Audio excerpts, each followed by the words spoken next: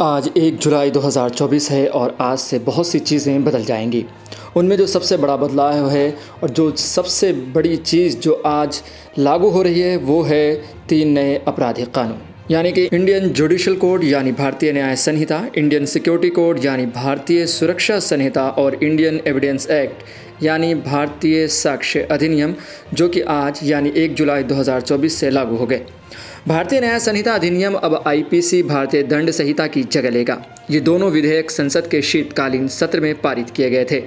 नए कानून में रेप के लिए धारा 375 और 376 की जगह धारा 63 लगाई जाएगी।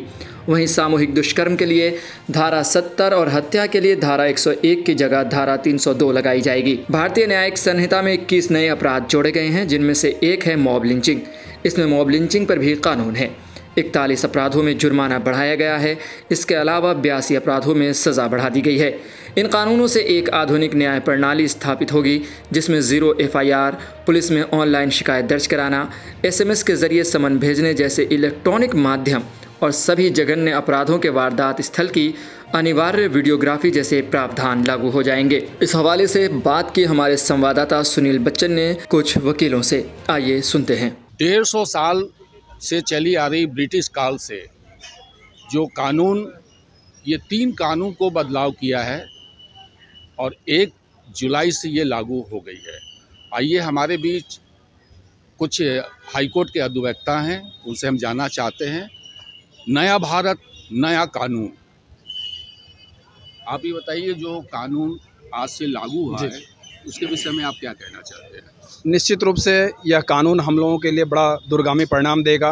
भारत देश जब से हमारा स्वतंत्र हुआ था, जो हमारे आईपीसी और साक्ष्य अधिनियम और हमारी दंड संहिता थी, इसमें बदलाव के लिए हम लोग बहुत दिनों से इंतजार कर रहे थे और हमारी गवर्नमेंट ने इसमें अब आमूल-चूल परिवर्तन किया है और निश्चित रूप से दूरगामी परिणाम हम लोगों को देगा।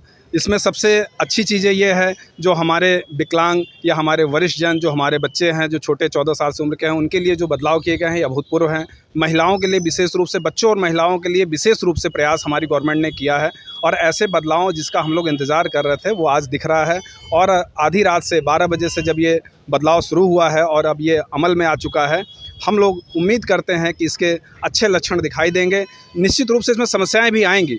पुराना कानून और नया कानून दोनों जब एक साथ लागू हुआ, एक साथ चल रहा है, पुराने जो मुकदमे दर्ज हैं वो पहले के ही उससे आईपीसी और सीआरपीसी के अध्ययन से चलेंगे और उसी जगह जो नया कानून हमारा आया है, भारतीय साक्ष्य अधिनियम या हमारी दंड संहिता से रिलेटेड जो भी चीज़ें नई बदलाव में आई हैं, ये सब जो है थोड़ी सी दिक्कत करेंगे अभी कुछ दिनों तक हम लोगों को समझने में, अध्ययन करने में। हालांकि कोर्ट में ये समस्या नहीं आने वाली, क्योंकि कोर्ट लगातार अध्ययनरत रहती है और पूरा पुलिस महकमा, पूरी सरकार ने इसका बाकायदा पूरी प्लानिंग के साथ अध्ययन करते हुए और जब बदलाव किया है तो इसकी पूरी तैयारी कर रखी है। सारे सिस्टम अपडेट हुए हैं, तकनीक का मैक्सिमम उपयोग किया जा रहा है और निश्चित रूप से इसके फलदायी परिणाम। इस कानून में ज़्यादा इलेक्ट्रॉनिक पे ध्यान दिया गया, ये क्या कहना चाहिए? हाँ, निश्चित रूप से इलेक्ट्रॉनिक का पूरा ध्यान दिया गया है और ऐसे बदलाव की आवश्यकता जब संसाधन हमारे पास पर्याप्त हैं और हमारी तकनीकी सुविधा हमारे पास बढ़ी है, संसाधन बढ़े हैं, तो इस बदलाव की आवश्यकता थी। ख़ास तौर से जब ये क्रिमिनल की जो प्रोसीडिंग है हमारी, ये निश्चित रूप से आज की इलेक्ट्रॉनिक चीज़ों को बिना मर्ज किए हुए इसके पर्याप्त हम लोगों के पास सफलता के कारण नहीं दिख रहे थे। ऐसी स्थिति में इसका बदलाव होना बहुत ज़रूरी था, जिसको हम लोग महसूस कर रहे थे। आप क्या कहना चाहते हैं इस बदलाव को देखते हुए? मेरा ये मानना है कि बहुत ही अभूतपूर्व बदलाव है।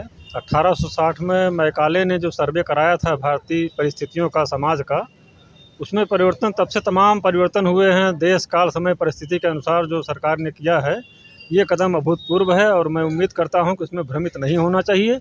पुराने FIR जो हैं पुराने कानून से चलेंगे, नए वाले नए से चलेंगे, इसमें कोई भी भ्रम की स्थिति नहीं है। आशा करता हूँ कि ये सामाजिक परिस्थितियों के अनुसार, देश में बदलाव के अनुसार ये कानून अभूतपूर्व सिद्ध होगा।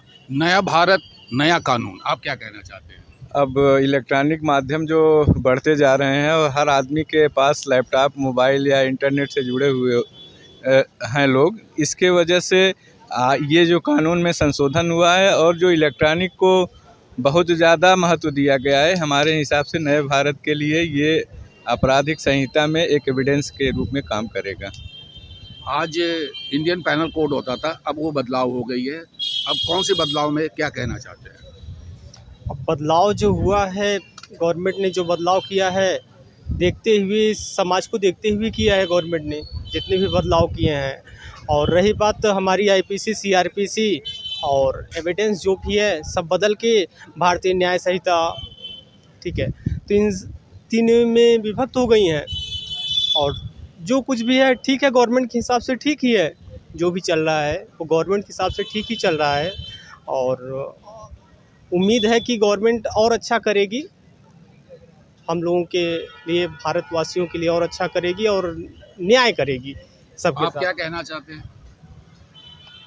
नया कानून जो भी आया है अभी आज से लागू हो चुका है, देर रात से 12 बजे से, और कई ऐसे परिवर्तन हुए हैं जिसमें शोषित वर्ग को फ़ायदा पहुंचाने वाला है। इन्होंने कहा शोषित वर्ग को फ़ायदा पहुंचाने वाला है। आपसे फिर मैं बात करना चाहता हूं, ये बहुत अच्छी एक मुहिम हुई कि घटना किसी भी राज्यों में हो चाहे विदेश में जी हो, जी। आप जिस जगह के निवासी हैं वहाँ ही एफआईआर हाँ, एफआईआर तत्काल कहीं पे भी, जहाँ पे भी घटना घटित होती है वहाँ हम एफआईआर लॉन्च करा सकते हैं। बाद में फिर संबंधित थाने को वो ट्रांसफ़र कर दी जाएगी।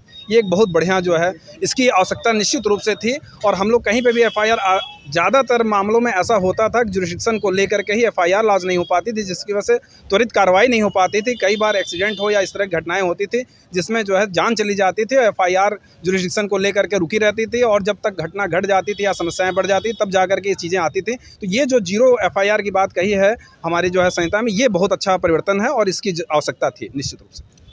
हमारे काफ़ी जितने भी हाई कोर्ट के सीनियर्स अधिवक्ता हैं, उन्होंने काफ़ी इस 1 जुलाई को जो प्रभावित जो शुरू नियम लाया गया है, नया कानून नया भारत, काफ़ी उन्होंने प्रशंसा किया। सहारा समय के लिए सुनील बच्चन, प्रयागराज।